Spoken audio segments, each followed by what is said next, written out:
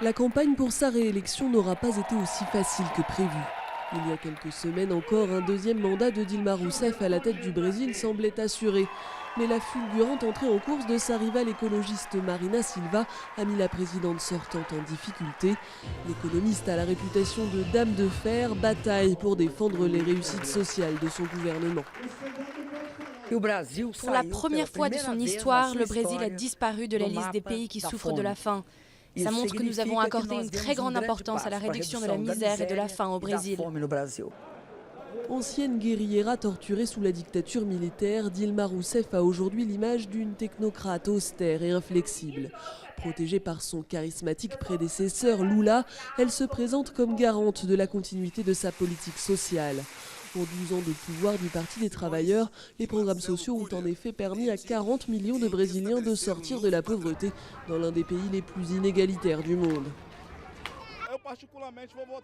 Personnellement, je voterai pour Dilma Rousseff.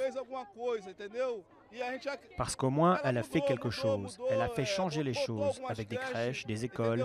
Elle a aidé la favela.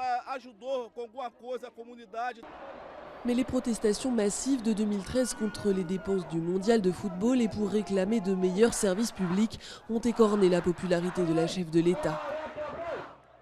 La campagne de Dilma Rousseff a aussi été éclaboussée par un scandale de corruption lié au géant du pétrole Petrobras et qui concernerait des dizaines de parlementaires de la majorité. La présidente est enfin très attaquée sur son bilan économique. J'ai entendu des critiques contre Dilma parce que le PIB n'augmente pas. Mais dites-moi combien de pays du G20 ont leur PIB qui augmente. Prenez l'Europe et regardez leur solution à la crise. Supprimer 72 millions d'emplois et baisser les salaires.